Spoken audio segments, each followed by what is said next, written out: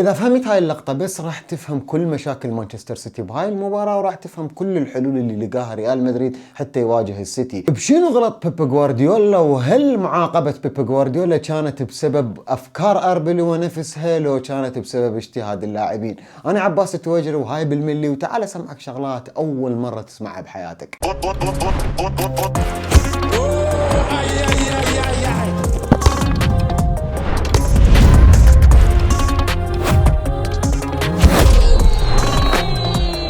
بالمليمتر يا حبيبي، بالمليمتر.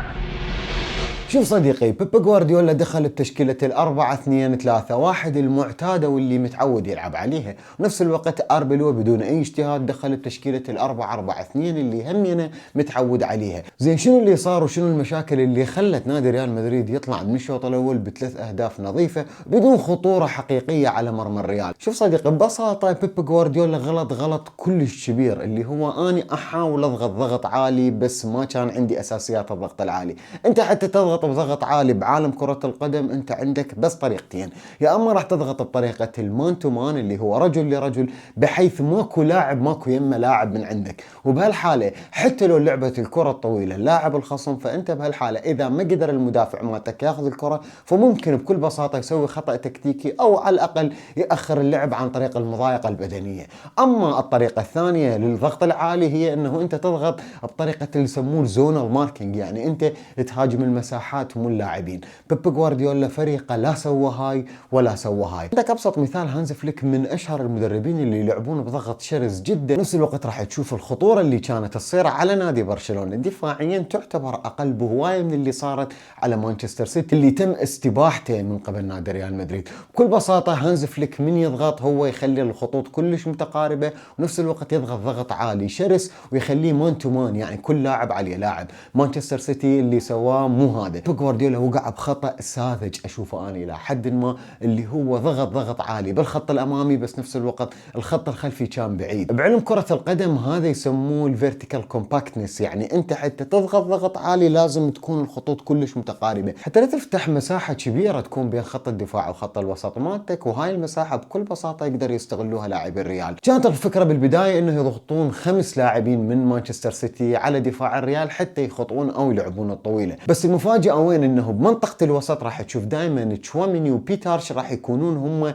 خيارات حرة للتمرير. لهذا السبب كان يضطر رودري ينزل مع سيلفا على مود ما يصير تفوق عددي ضد سيلفا ب3 ضد 2، وهذه كلفت نادي مانشستر سيتي مشكلة لي ورا، انه الدفاع ما كان يتقدم مع خط الوسط بالضغط العالي. هاي المسافة المتروكة باو أردا جولر على اليمين وعلى اليسار ما شافك احد يمه، فكان أردا جولر هو انسب خيار للتمرير موجود بالجيب النصف اللي موجود بين خط الدفاع وخط الوسط للسيتي، فكان يتحرك يمينا ويسارا ويستلم الكرة ويقوم بنفسه بالتحولات السريعة، لأنه دائما عنده الوقت والمساحة الكافية حتى يدور داير مداير نفسه ويسوي سكان، ونفس الوقت يقدر يتخذ القرار الصحيح. ما كان اكو ضغط عالي من الدفاع السيتي، وهذا الشيء اللي كلفهم هاي النقطة. نفس الوقت دفاع السيتي كان خايف يطلع لي قدام أكثر، لأنه دا يشوف اكو دائما فالفيردي فاتح على جهة اليمين. هي هاي الفوضى المنظمة اللي أنا دائما أحكي بها.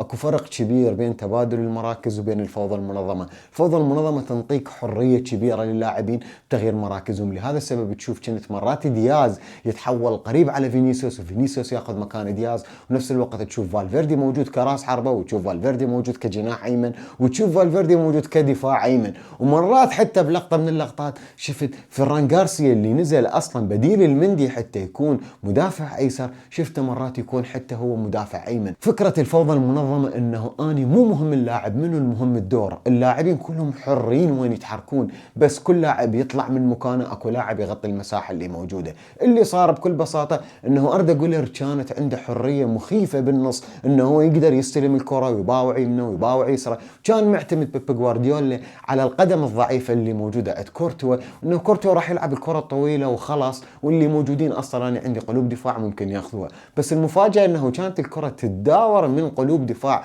نادي ريال مدريد مدريد، ومرات تتحول حتى توصل لارنولد، وبعدها ارنولد راح يباوع على الجيب النصفي اللي متروك سواء كان موجود به اردا جولر، ومرات حتى ينزل ويا ابراهيم دياز. كان دائما ريال مدريد يكسر خطوط نادي مانشستر سيتي بالكره التقدميه للاعبين ذول اثنيناتهم، يا اما ابراهيم دياز يا اما اردا جولر، وبهالحاله راح يصير تحول سريع دائما بتفوق عددي ريال مدريد. هل بيب جوارديولا ما عرف يحل هذا الموضوع؟ بالشوط الثاني شفنا مانشستر سيتي حاولوا يغيرون هاي المعادله، وبيب جوارديولا قدر يلقى حل لهذا الموضوع.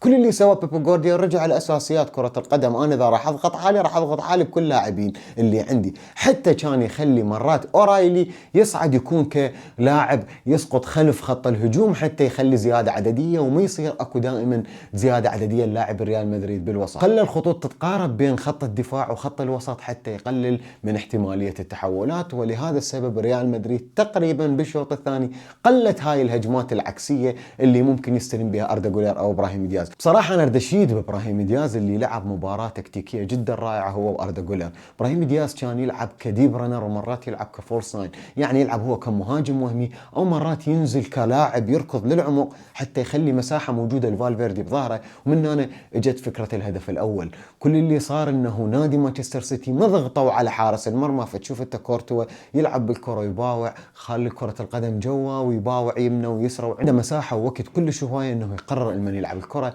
الى ان شاف فالفيردي موجود ولعب الكره خلف اورايلي. لكن كل اللي سواه ابراهيم دياز انه سحب قويه كقلب الدفاع الموجود اللي كان المفروض يساند اورايلي، ولهذا السبب شفت فالفيردي بلمسه فنيه قدر يسوي كره تقدميه اماميه ينفرد بها بحارس المرمى، لان لو ما هاي اللمسه كان هذا الهدف اصلا ما اجى. صح هو باخطاء مركبه حتى من دوناروما كحارس، بس فكره ريال مدريد كانت كلش واضحه.